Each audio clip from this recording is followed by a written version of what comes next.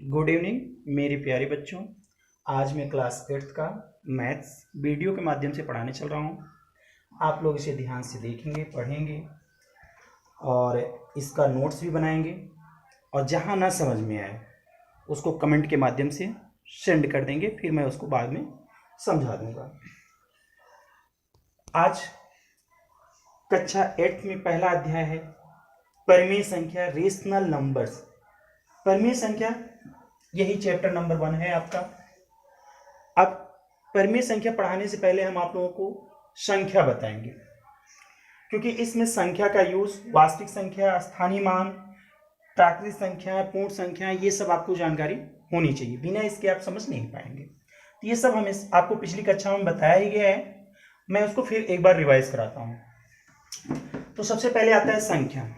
बेटा आप लोगों को मैंने पहले से ही बताया था कि अंक मैंने बहुत पहले ही समझा दिया था आप लोगों को। कुल अंक 10 होते हैं, मैंने सिखाया था, आप लोगों को बताया था। 0 1 2 3 4 5 6 7 8 9, यही 10 अंक हैं। क्या है? 10 अंक हैं। इन्हीं अंकों का यूज करके हम किसी भी संख्या को बनाते हैं। जैसे मुझे लिखना हो गया 96। क्या लिखना हुआ? 96। तो मैंने क्या किया, इस 10 अंकों में से मैंने एक 9 को लिया और एक 6 को लेके एक संख्या बना दिया। क्या? 96। तो 96 बनाने के लिए मैंने 2 अंकों का यूज कर लिया, यानी एक संख्या मेरी बन गई। दूसरा मुझे लिखना हो गया 76। तो 76 में देखो मैंने एक अंक 7 ले लिया और एक अंक 6। तो इसी अंक का यूज करके हम लोग क्या कर रहे हैं, इसी का यूज करके हम लोग किसी भी संख्या को बना रहे हैं। तो अब हम लोग ध्यान से देखेंगे कि अब संख्या के बारे में आप लोगों को समझ में आ जाना चाहिए। जैसे संख्या क्या है? सभी संख्याएं जो होती हैं वो अंकों के द्वारा बनी होती हैं। किसी भी संख्या को, प्रत्येक संख्याएं जो होती हैं वो अंकों के से ही बनती हैं। अब वो अंक क्या है? 0 1 2 3 4 5 6 7 8 और 9, ये अंक कहलाते हैं। कुल अंकों की संख्या कितनी होती है? 10 होती है। इनको काउंट करो लो या गिन लो तो कुल अंकों की संख्या कितनी होगी? 10। अंकों में सबसे छोटा अंक जो है 0। इन 10 अंकों में सबसे छोटा अंक क्या है? 0। यानी अंकों में सबसे छोटा अंक क्या होता है? 0। और तथा सबसे जो बड़ा अंक होता है वो क्या होता है? 9 होता है। अंकों में सबसे छोटा अंक 0 और सबसे बड़ा अंक 9। संख्याएं जो होती हैं वो अनंत होती हैं, ढेर सारी। इन अंकों का प्रयोग करके हम ढेर सारी संख्याएं बना सकते हैं, यानी संख्याएं जो है अनंत होती हैं।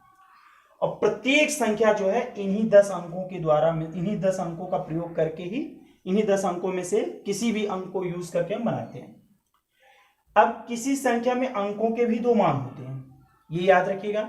कोई भी अगर आपने संख्या लिख दिया, उस संख्या में जो अंक होते हैं उस अंक के 2 मान होते हैं।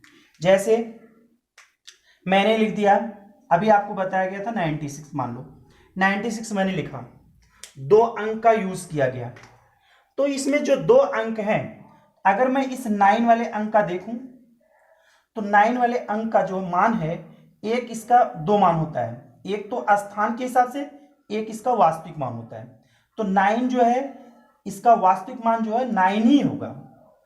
6 का वास्तविक मान क्या होगा? 6 ही होगा। अगर इसमें ये देखो 596, अगर मैं ये नंबर बनाता हूं तो 5 का वास्तविक मान क्या होगा? 5 होगा। 9 का वास्तविक मान 9, 6 का वास्तविक मान 6। लेकिन एक और मान होता है स्थानीय मान। तो वास्तविक मान, किसी संख्या का जो वास्तविक मान होता है वो उसका वास्तविक मान होता है। तो अब ध्यान दीजिएगा, स्थानीय मान क्या होगा? जैसे ये 9 का है, ये 9 है। देखो वंस टेंस, इकाई दहाई, दहाई पे तो गुणे 10 कर दो तो क्या होगा? 90। यानी 9 का स्थानीय मान क्या हो गया? 90। 9 का स्थानीय मान क्या हो गया? 90। 5 का स्थानीय मान अगर निकालना होगा तो 5 गुणे लिखेंगे, वंस टेंस 100, यानी इकाई दहाई सैकड़ा। तो 5 कहाँ है? सैकड़ा पे। सैकड़ा मतलब 100। तो 500 कितना हो गया? 500। तो 5 का स्थानीय मान 500, 5 का वास्तविक मान 5, 9 का स्थानीय मान 90, 9 का वास्तविक मान 9। अगर 6 का देखा जाए तो 6 का वास्तविक मान भी 6 होगा, ठीक। और अगर 6 का स्थानीय मान देखा जाए तो देखो 6 के दूसरे स्थान पे वंस मतलब 1, तो 6 समझे 6, तो यानी 6 का वास्तविक मान भी 6 है, स्थानीय मान भी 6 है। तो आपको समझ में आ गया होगा। तो किसी भी संख्या में अंकों के दो मान होते हैं, एक तो स्थानीय मान और दूसरा क्या होता है, वास्तविक मान। क्लियर बच्चों? यानी किसी भी संख्या में अंकों के दो मान होते हैं, एक वास्तविक मान और एक स्थानीय मान। अब वास्तविक मान को हम इंग्लिश में कहते हैं रियल वैल्यू। क्या कहते हैं? Real value. किसी संख्या में किसी अंक का जो वास्तविक मान होता है, किसी संख्या में किसी अंक का जो वास्तविक मान होता है उसे उस संख्या का वास्तविक मान कहते हैं। जैसे 976 में 7 का वास्तविक मान क्या होगा? 7 ही होगा। 6 का वास्तविक मान 6 ही होगा। 9 का वास्तविक मान 6 होगा। इसके बाद आता है स्थानीय मान। स्थानीय मान को हम कहते हैं लोकल वैल्यू।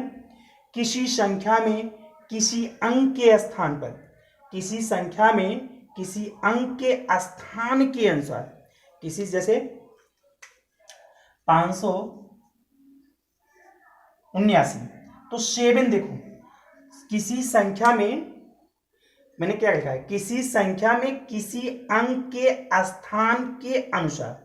तो 7 का जो है उस संख्या में 7 का इसी संख्या में 7 के स्थान के अनुसार जो मान होता है उसे स्थानीय मान कहते हैं। यानी 7 का इसके स्थान के अनुसार 7 का जो मान होगा उसे हम स्थानीय मान कहते हैं। यानी किसी संख्या में किसी अंक के स्थान के अनुसार जो मान होता है उसे स्थानीय मान कहते हैं।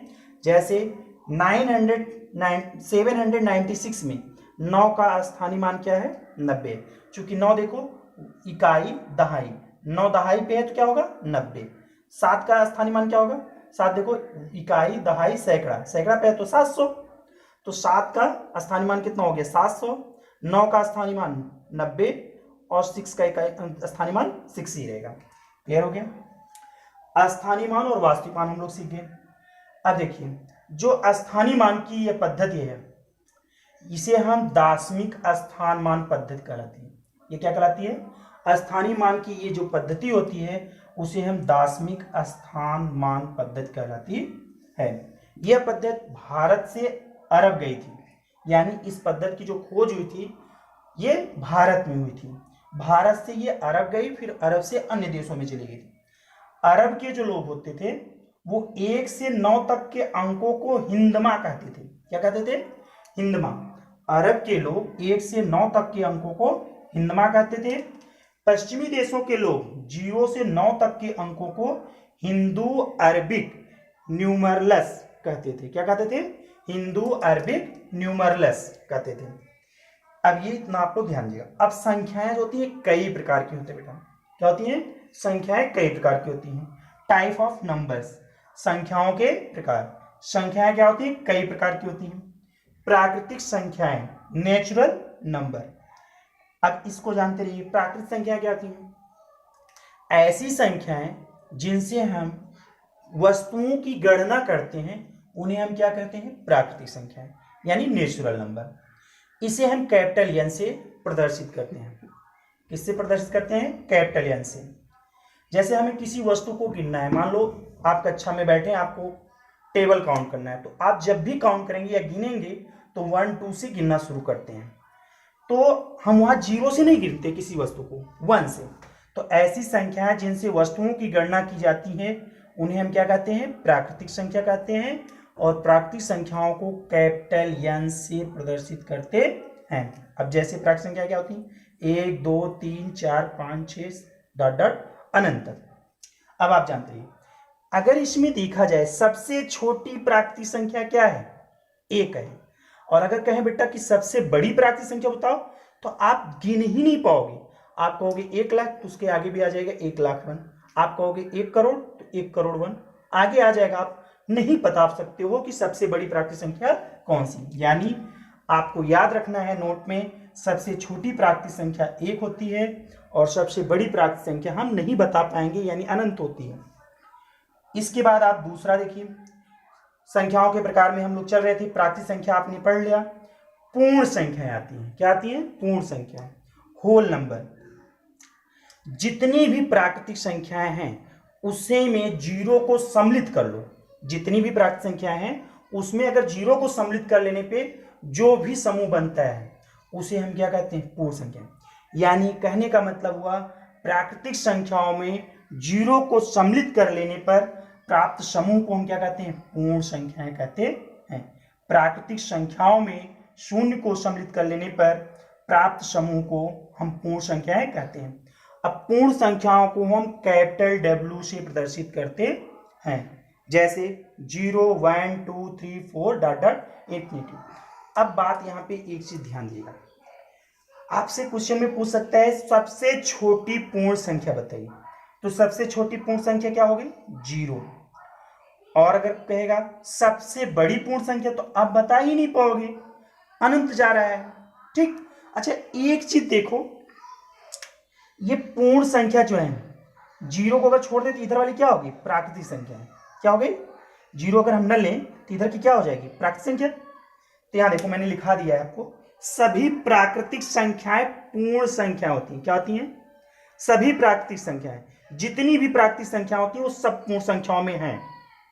यानी सभी प्राकृतिक संख्याएं जो होती हैं वो पूर्ण संख्याएं होती हैं, जबकि सभी पूर्ण संख्याएं प्राकृतिक संख्या नहीं, क्योंकि जब सभी पूर्ण संख्या लोगे तो उसमें जीरो आ जाएगा। तो जीरो तो प्राकृतिक संख्या नहीं होती है, क्योंकि प्राकृतिक संख्या तो 1 से स्टार्ट होती है।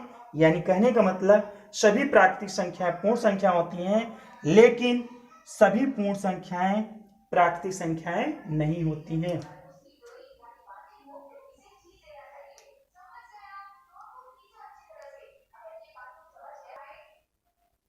पूर्णांक, इंटीजर। पूर्णांक किसे कहते हैं? यदि पूर्ण संख्याओं को धनात्मक और ऋणात्मक चिन्हों के साथ दर्शाया जाए, यानी अगर पूर्ण संख्याओं को हम धनात्मक और ऋणात्मक चिन्हों के साथ लिख के समूह बना लें तो उसे हम क्या कहते हैं? पूर्णांक कहते हैं। इसे पूर्णांक को हम I से प्रदर्शित करते हैं। किससे प्रदर्शित करते हैं? I से।